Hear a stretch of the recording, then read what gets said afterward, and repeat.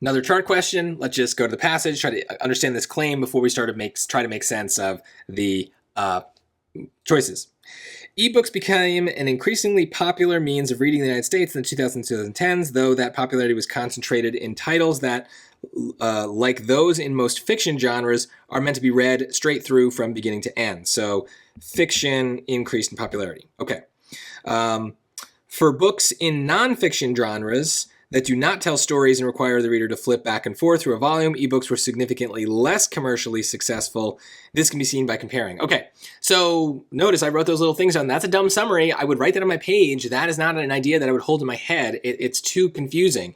So let's see then. I guess we should probably sort through these genres. Science fiction and fantasy, that's fiction. Cookbooks is nonfiction. Travel guides, nonfiction. Romance would be fiction. So you got to know that, I guess. It doesn't say, it doesn't tell you, but there we go.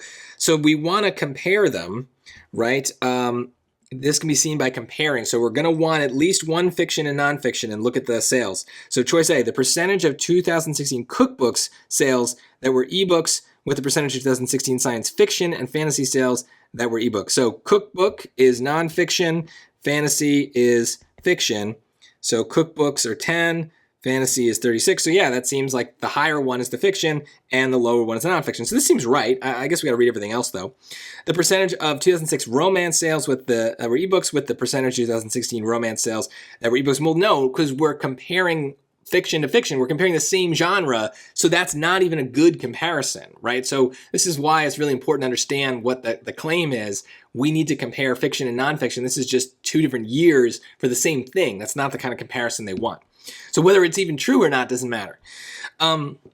C, the percentage of 2006 romance sales that were ebooks. So with the 2006 science, yeah, so this is the same thing. This is fiction to fiction. Again, we want to compare fiction and nonfiction, so I don't even look at the numbers here. It's just a bad comparison. D, the percentage of 2011 travel guide sales, nonfiction that were ebooks, with the percentage of 2016 travel guide. No, again, same thing. It's just the same grouping, but two different years. We want to compare two different groups. So A was the only one that did that. So notice it wasn't even really about the numbers, right? It wasn't even about the data. It was just about like making sure we understood what kind of comparison they were looking to make. So, you know, sometimes it is about the numbers and reading the chart. Other times it's more about just the kind of like logic of what they're doing. So there's a lot of variety within these data questions, but just pay attention to what they're going for. And remember, don't get overwhelmed by all the data. You don't really need to understand every aspect of this chart. You just need to understand what the passage is leading you towards. And then the chart basically doesn't even matter. So try to make sure you have a plan before you kind of get overwhelmed by all the stuff that they're giving you.